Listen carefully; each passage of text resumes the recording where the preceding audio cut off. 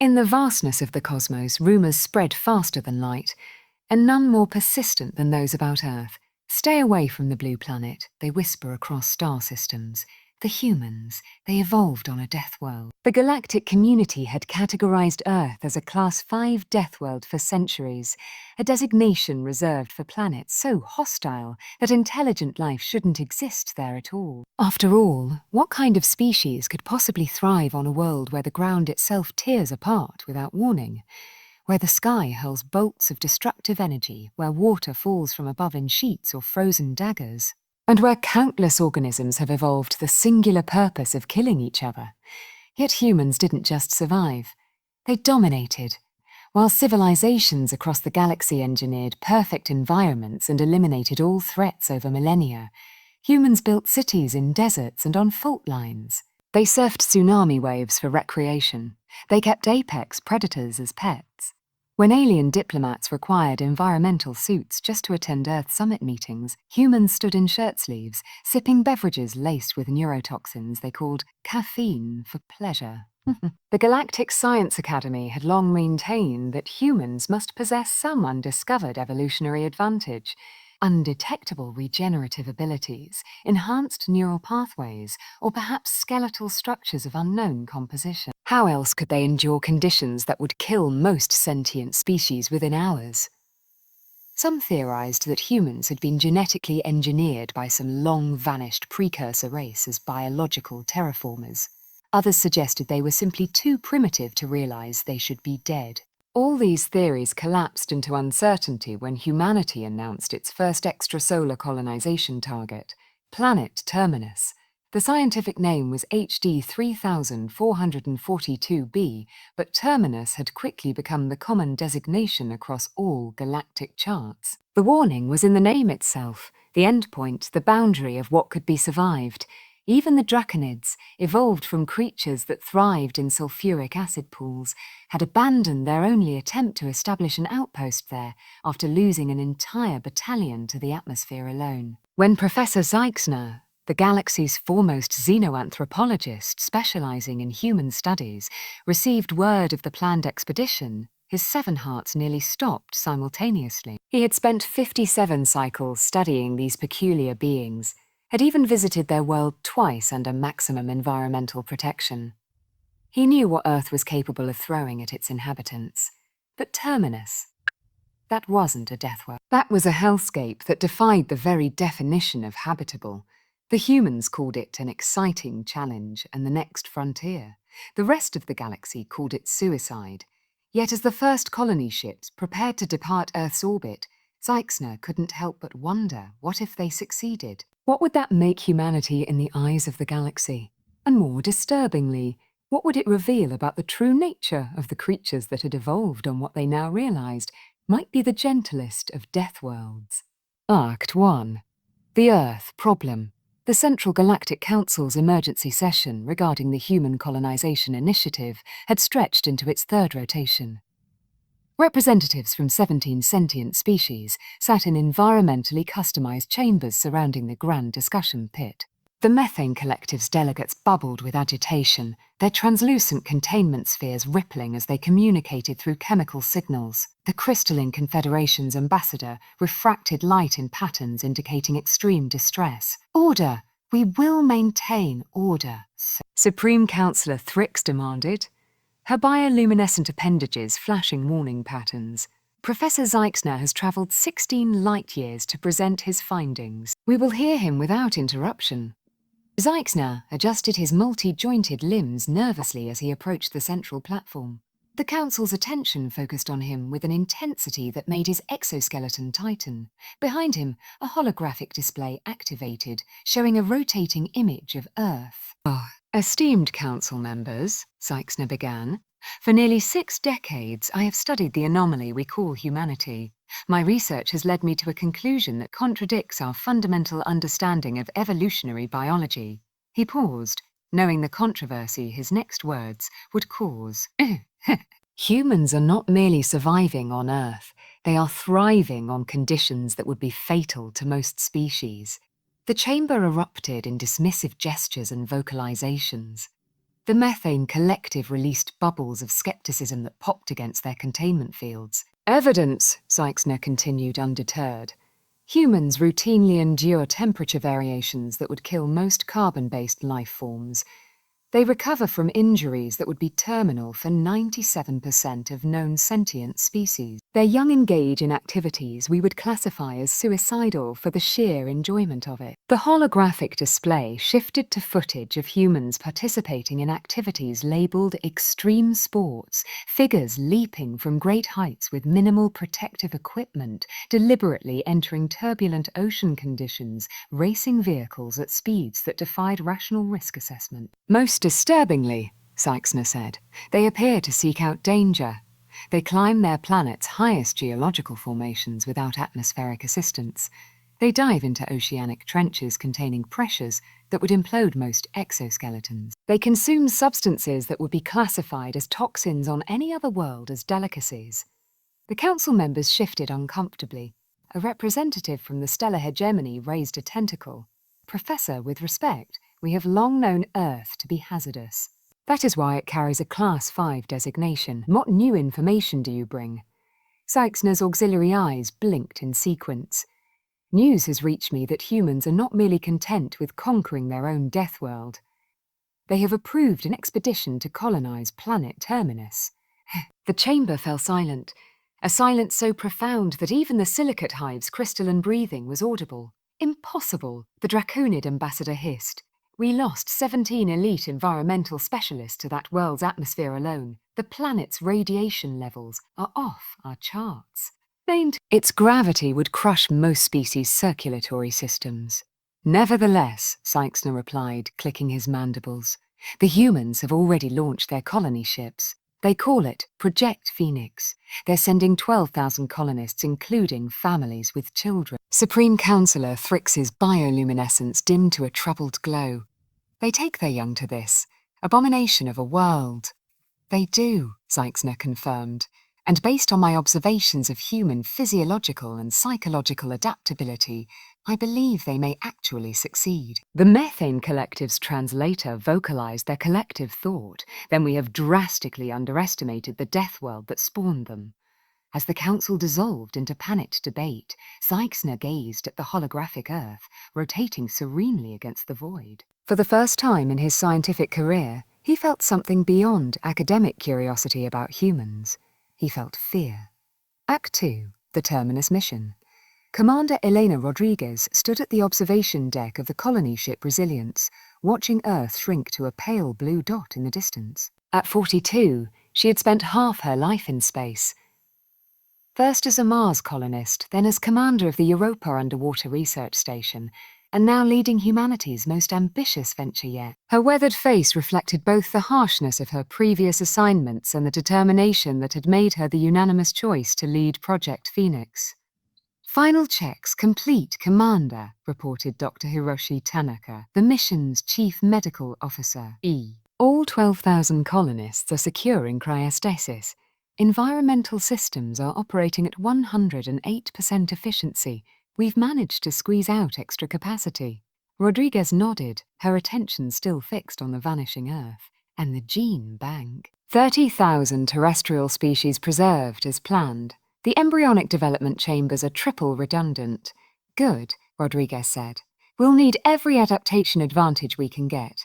The briefing room of the Resilience resembled a war room more than a scientific facility. B. Holographic projections of Terminus filled the central space, a world that appeared more like an artist's rendering of hell than a potential home. Swirling storms of caustic gases covered 70% of the surface. The remaining landmass was dominated by jagged mountain ranges and deep chasms where molten core material regularly erupted. Colonel Marcus Y, head of security, gestured to a rare patch of relatively stable terrain. LZ Alpha is our primary target. Satellite data indicates a plateau of volcanic basalt with higher than average stability. We'll establish the initial habitat dome here. Dr. Sophia Akeva, the mission's chief xenobiologist, shook her head. The radiation levels are still beyond anything we've encountered. The magnetic field fluctuations alone would fry most of our electronics without the quantum shielding. That's why we brought you, Sophia, Rodriguez replied. To solve problems we can't even imagine yet. What about the indigenous life forms? Asked Dr. Tanaka. Wait. The probe data indicated predatory organisms unlike anything on Earth, Okafor finished. Exoskeletons capable of withstanding the planet's 2.8 g gravity. Respiratory systems that filter the toxic atmosphere, and hunting behaviors that suggest high intelligence. Rodriguez activated a holographic recording from one of the preliminary probes. The grainy footage showed a six-limbed creature with armor-like plates moving with startling speed across the rocky terrain. In the background, barely visible through the haze, loomed something much larger. The small ones we've named Sithas based on their appendages, Okafor explained. The larger ones, we haven't gotten close enough to classify. We're calling them Titans for now, Y said. Estimated size is between 15 and 20 meters tall. Rodriguez surveyed her team, Earth's best and brightest, selected from a volunteer pool of millions. I won't lie to you, we expected Terminus to be harsh. The reality is proving worse. The first wave of construction drones we sent has a 70% failure rate. The atmospheric processes are struggling with the chemical composition. Then why are we proceeding? Asked a young engineer in the back. Rodriguez smiled. Not a pleasant smile, but the determined grin of someone who had faced death before and nodded politely. Because that's what humans do. We adapt. We overcome. We've spent our entire evolutionary history on a planet that tried to kill us daily. Now we're going to show Terminus what that education has produced. As the Resilience approached its first jump point, Rodriguez looked at the holographic nightmare that awaited them. Earth had forged humanity in its crucible of natural disasters, predators, diseases, and wars. Now they would discover if that forging had made them strong enough for what lay ahead. In his private quarters, communications specialist Jamal Khoury was making an unauthorized transmission. A small, insect-like drone, clearly of non-human manufacture, hovered before him, its multifaceted eyes recording. Tell Professor Zeichner the humans are coming, Khoury whispered, and they're bringing everything Earth taught them. Act 3. Adaptation. The Resilience's descent through Terminus's atmosphere resembled a controlled crash more than a landing. The ship's external cameras showed hull plating glowing red, then white, as friction and chemical reactions with the caustic atmosphere created a hellish light show. In the command center, Rodriguez gripped her harness as the ship bucked and shuddered. Shields at 40%. Called out the navigation officer, her voice steady despite the chaos. Atmospheric density exceeding predictions by 27%. Rodriguez had expected this. The probe data had always been incomplete. The atmosphere of Terminus destroyed instruments at an alarming rate. Compensate with auxiliary power. Divert from non-essential systems. The ship's AI responded instantly, rerouting power from comfort systems to the shield. The temperature in the command center rose immediately, sweat beading on every brow as the life support systems throttled back to minimal levels. Impact in 30 seconds, the navigation officer announced. Brace for. The rest of her words were lost in the deafening roar as the Resilience slammed into the surface of Terminus. Despite the landing struts, shock absorbers, and every other engineering marvel humanity had developed, the impact was brutal. Several crew members lost consciousness. Emergency medical bots deployed automatically, administering stimulants and pain blockers. When the dust settled, Rodriguez unstrapped herself and staggered to the external sensors. The primary view screen showed a landscape that could only be described as apocalyptic. Jagged rock formations stretched to the horizon under a sky the color of bruised flesh. Lightning, if the electrical discharges could be called that, arced continuously between the ground and the roiling clouds. Status report, Rodriguez demanded, her voice hoarse from the toxic traces that had leaked into the ship during descent. Hull integrity at 82%, reported the ship's AI. 16 non-critical breaches sealed, life support stained. External radiation levels at 350 mSVH. Lethal exposure in approximately 3 hours without protection. Rodriguez nodded grimly. It was worse than their worst projections, but they had planned for this. Begin waking the first colonist wave, engineering, construction and security teams first. Within 48 hours, the first habitat dome was established a half kilometre from the ship. Massive atmospheric processors, each the size of an Earth apartment building, labored continuously, converting the toxic atmosphere inside the dome to something humans could breathe without assistance. The colonists worked in shifts, many collapsing from exhaustion despite the medicinal cocktails designed to help them adapt to the crushing gravity. 3 weeks after landing, the colony suffered its first casualties. A construction team working on the second habitat dome was caught in a sudden acid rainstorm when their environmental suits failed. 5 died before they could reach shelter. Their names were added to a memorial wall inside the primary dome, the first of many. By the second month, the colony had established a pattern: expansion during the brief periods when the atmosphere was relatively stable, retreat and repair when the storms came. The native life forms, the scythers, had attacked twice, testing the perimeter defences. The colonists had prevailed, but at a cost. In her quarters, Rodriguez reviewed the colony's progress with her senior staff. "We're behind schedule," she admitted, "but we're adapting faster than I'd hoped. Dr. Okafor, what's the status of the agricultural domes?" The xenobiologist looked exhausted but satisfied. "The Jean-modified crops are taking hold. We've successfully adapted earth wheat to grow in the enhanced gravity. The protein vats are producing at 60% capacity, enough to supplement our stored rations." "And the indigenous life forms?" Rodriguez asked. "Fascinating," Okafor replied, her fatigue momentarily forgotten in scientific enthusiasm. "The Scythers have a silicon-based chemistry we've never encountered before. Their exoskeletons contain trace amounts of metals that make them nearly impervious to conventional weaponry. But they're not just animals. They're displaying coordinated behavior." "The second attack was significantly more organized than the first," Colonel Y nodded. "We've adapted our defense strategies accordingly. The pulse rifles have been recalibrated to target what we believe are their neural clusters." "What about the Titans?" Rodriguez asked. The room fell silent. The massive creatures had been observed at a distance, but thankfully had shown no interest in the colony. "Yet, they're still a mystery," Okafor admitted. "But we've determined they're apex predators. They hunt the scythers, and possibly each other." 6 months after landing, the colony had expanded to 3 interconnected habitat domes. A rudimentary processing facility extracted useful minerals from Terminus's crust. The first children were released from cryostasis, their bodies adapting to the harsh gravity with the resilience unique to the young.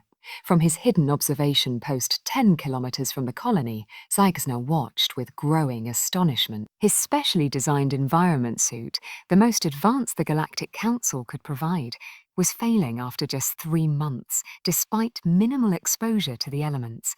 Yet the humans moved about in significantly less sophisticated gear, working in conditions that should have killed them. "Impossible," he whispered to himself as he watched a team of humans repair an atmospheric processor during a storm that was registering as lethal on his instruments. They shouldn't be alive, let alone thriving, but they were. Against all galactic knowledge and prediction, the humans were turning a sliver of hell into a home. Act 4. The Crisis. The tremors began subtly, barely perceptible increases in the already unstable seismic activity that was Terminus's baseline. The colony's sensors registered the change, but among the daily emergencies and ongoing construction, the data was noted and filed for later analysis. That analysis came too late. On the morning of colony, day 278, as the first shift was relieving the night crew, the ground beneath Habitat Dome 2 split open. The fissure was narrow at first, just wide enough for superheated gases from the planet's interior to escape. But those gases carried something deadly. Microscopic crystalline structures that adhered to the dome's internal surfaces and began to multiply. "Quarantine protocols, now!" Dr. Tanaka shouted as the first colonists began to collapse, their respiratory systems failing as the crystals infiltrated their lungs. Emergency bulkheads slammed shut, isolating Dome 2 from the rest of the colony. Rodriguez watched the sensor feeds in horror as the life signs in Dome 2 began to fade. 342 colonists were stationed there. Within 20 minutes, only 27 remained alive, huddled in a sealed maintenance compartment. "What are we dealing with, Doctor?" Rodriguez demanded. Tanaka's face was grim behind his hazmat visor. Some kind of silicon-based pathogen. It's replicating using trace minerals in our atmosphere processes. It's almost like it was designed to target our life support systems. Before Rodriguez could respond, the colony's AI issued a priority alert. Seismic activity increasing exponentially. Tectonic instability detected beneath primary colony site. Catastrophic geological event imminent. Probability of colony survival, 12.3%. The tremors intensified. Fissures appeared in the rocky ground around the colony's perimeter. Gas vents opened, spewing toxic fumes that tested the environmental seals to their limits. In the command center, Rodriguez faced the grimmest briefing of her career. "Tell me something I can use," she demanded of her staff. The colony's chief geologist, Dr. Alvarez, displayed a three-dimensional map of the area. "We're sitting on what appears to be a massive tectonic boundary. The plates are shifting rapidly. In Earth terms, we're looking at a magnitude 10+ earthquake, followed by a series of volcanic eruptions that would make Krakatoa look like a firecracker." "Evacuation options?" Rodriguez asked, though she already knew the answer. Colonel Y shook his head. "The Resilience is our only spacecraft capable of orbital flight, and its engines were damaged during landing. Repairs would take months. And we have how long?" Alvarez said quietly, "Maybe less." Rodriguez absorbed this in silence, then turned to the communications officer. "Status of the quantum entanglement communicator." "Still operational, Commander, but Earth can't help us," Rodriguez finished. "I want every colonist to hear this." The officer nodded, activating the colony-wide communication system. Rodriguez took a deep breath. "Colonists of Terminus, this is Commander Rodriguez. I won't sugarcoat our situation. We are facing a catastrophic geological event that threatens the entire colony. Our models give us less than 12 hours before the ground beneath us tears itself apart." She paused, letting the information sink in. "Earth cannot help us. We are on our own. But remember why we were chosen for this mission. Remember what we represent. Earth forged us, tested us, prepared us for this moment. We are not just fighting for our lives, we are fighting for humanity's future among the stars." Rodriguez's voice grew stronger, more determined. "We have faced the impossible since the moment we landed on this hellscape. We have adapted. We have overcome, and we will do so again." She looked at her senior staff, seeing the same determination reflected in their eyes. "Dr. Ikafer, you have 1 hour to develop a countermeasure for the crystalline pathogen." "Dr. Alvarez, I need a detailed map of the most stable terrain within a 50-kilometer radius." "Colonel Y, prepare for immediate evacuation of all non-essential personnel to whatever location Alvarez identifies. Engineering teams begin disassembling the atmospheric processes for transport." As her staff rushed to comply, Rodriguez added one final message to the colony. "This is not the end. This is not defeat. This is humanity facing another challenge. And as we have done throughout our history, we will adapt, we will survive, because that's what Earth taught us to do." Unknown to the colonists, Seixner had intercepted their communications.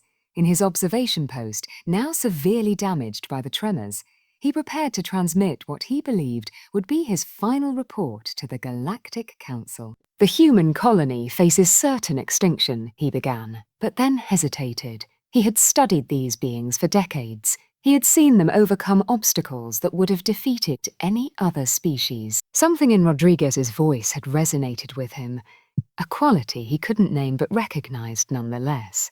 Seixner deleted his initial report and began again. "The humans face a crisis that would destroy any other colonization attempt. The outcome remains uncertain, but based on observed patterns of human behavior, against all logical evidence, that they may yet survive." As he finished his transmission, the ground beneath his post heaved violently. Seixner was thrown against the wall, his environment suit breaching in multiple places. As the caustic atmosphere of Terminus began to seep in, he realized with scientific detachment that he was about to become a data point in his own study. Another victim of the Deathworld that humans somehow intended to conquer. Act 5. Human Ingenuity. The exodus from the main colony site resembled a military operation more than a civilian evacuation.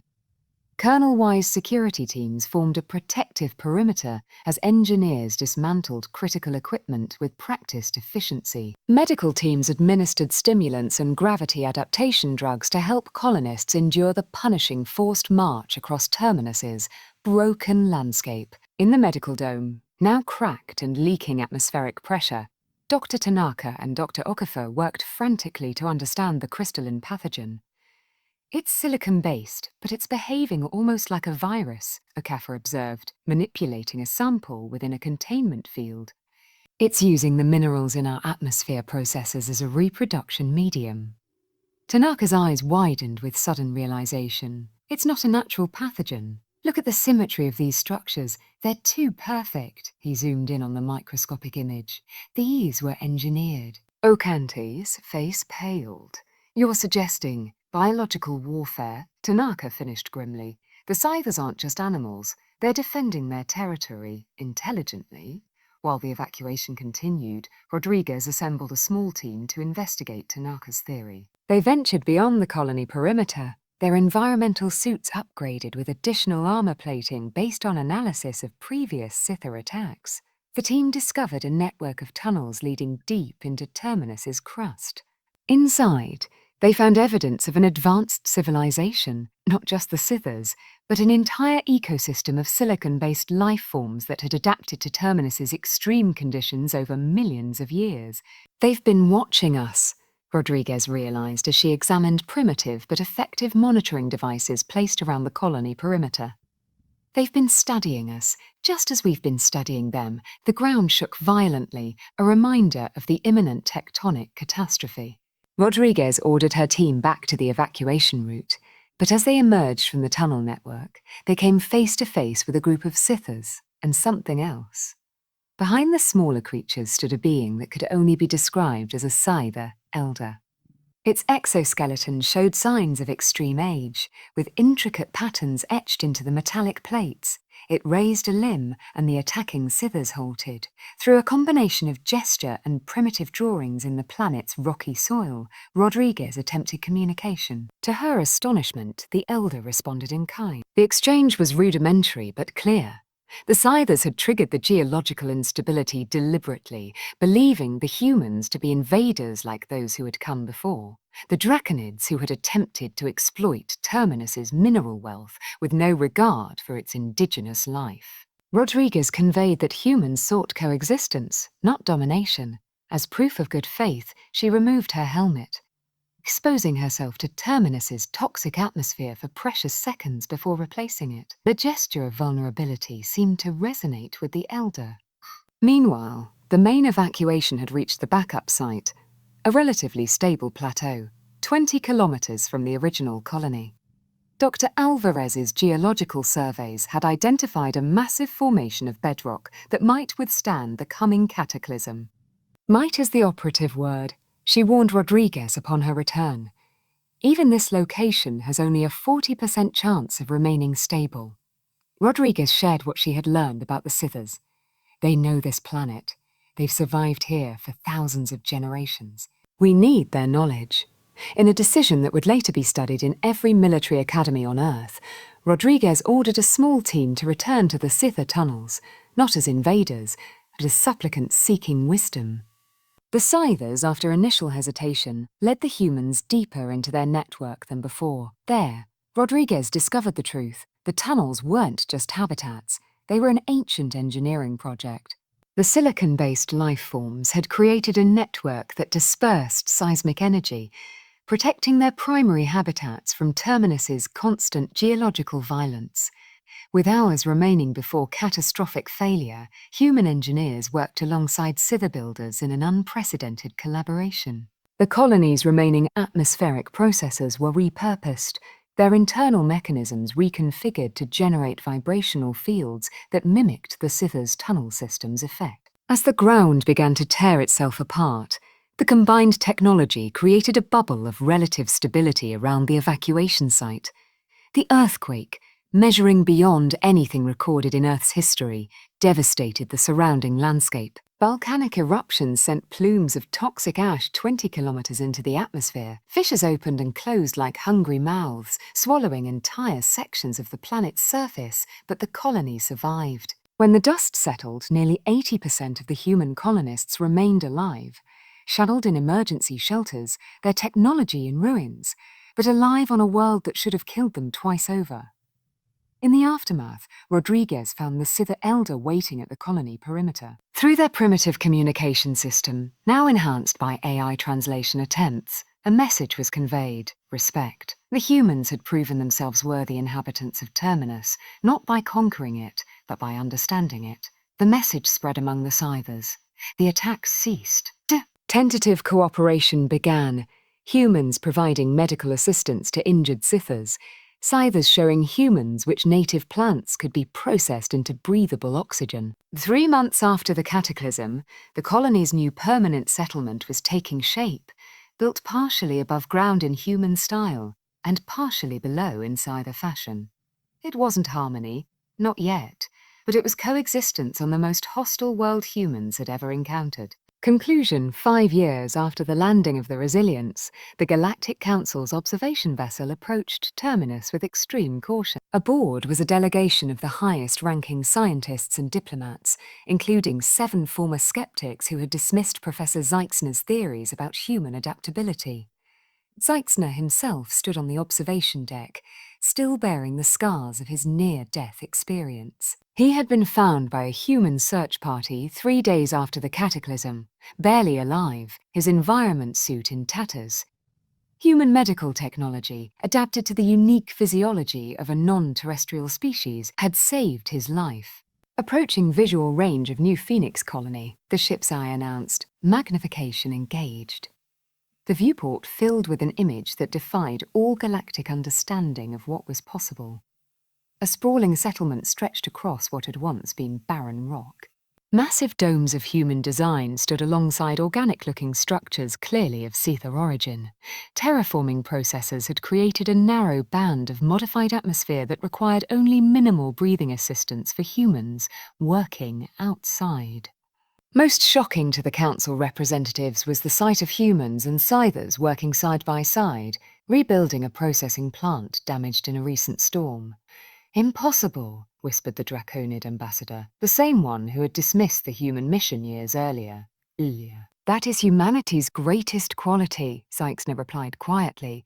They redefine what is possible. The Galactic Council's official reclassification came 6 months later. Earth was downgraded from a Class 5 to a Class 3 Deathworld, still dangerous by galactic standards, but no longer considered exceptionally lethal. Terminus, however, remained a Class 5+, with a unique notation, habitable by humans and silicon-based indigenous life forms only. In the decades that followed, the galaxy's perception of humanity underwent a profound shift. Species that had once viewed humans as curious anomalies or primitive survivors now approached them with a mixture of respect and trepidation. Human environmental consultants became the most sought-after experts for challenging colonization projects. Human medical techniques, developed through centuries of adapting to Earth's pathogens. On the 10th anniversary of the landing, Commander Rodriguez, now Governor Rodriguez, addressed the colony's population, which had grown to nearly 30,000 humans and included a permanent Scyther delegation. 10 years ago, we came to the most hostile world known to exist, believing that our experience on Earth had prepared us for anything. We were wrong. Terminus proved far deadlier than we imagined. She paused, looking out over the gathered faces, human and alien alike. But we were right about one thing. Earth had indeed prepared us, not by being gentle, but by being harsh, not by protecting us, but by challenging us. Every natural disaster, every pandemic, every war taught our species something essential: how to adapt, how to cooperate, how to survive. She gestured to the Scyther representatives. And we learned perhaps the most important lesson here on Terminus. That true strength comes not from conquering a world, but from understanding it. Not from fighting its inhabitants, but from learning from them. As her speech concluded, a transmission was received from Earth, a message that had travelled for years across the void. It contained authorization for the next phase of human expansion, 3 new colony ships, bound for worlds that had once been considered too harsh for consideration. The galaxy watched with a mixture of awe and apprehension. The species that had survived Earth, then conquered Terminus, were spreading among the stars. They were no longer seen as curious primitives from a Deathworld. They were seen as the Deathworld conquerors. And the galaxy would never be the same. Epilogue Professor Zeigsner, now the Galactic Council's special envoy to human territories, stood before the full assembly. His once bright exoskeleton had dulled with age, but his many eyes remained sharp and observant. The human delegation has submitted a formal request, he announced to the gathered representatives of 86 spacefaring civilizations. They wish to attempt colonization of the Omega Quadrant. Murmurs of disbelief rippled through the chamber. The Omega Quadrant, a region of space containing worlds so hostile that probes rarely lasted more than hours after landing. Worlds where the laws of physics seem distorted by extreme gravitational forces. Worlds bathed in radiation levels that would sterilize most known life forms instantly. Madness, declared the crystalline representative. Even for humans. Zeigsner activated a holographic display showing the proposed colony site, a nightmare world orbiting a pulsar, its surface constantly bombarded with radiation and torn by gravitational forces. I would have agreed with you once, Zeigsner replied, but I have learned never to underestimate them. He manipulated the display, showing the preliminary human designs for the colony, technology far beyond anything they had used on Terminus. They're calling it Project Ascension, he continued. And based on my decades of studying human ingenuity and adaptability, I believe they will succeed. The Methane Collective's representative bubbled anxiously. If they can survive there, is there anywhere in the galaxy they cannot go? Zeigsner closed the holographic display and looked out at the assembled representatives of the galaxy's most advanced civilizations. That, he said quietly, is precisely the question we should be asking. In his quarters later, Zeigsner updated the Galactic Encyclopedia entry he had been maintaining for 50 years. Humans, the species that treats Deathworlds as stepping stones.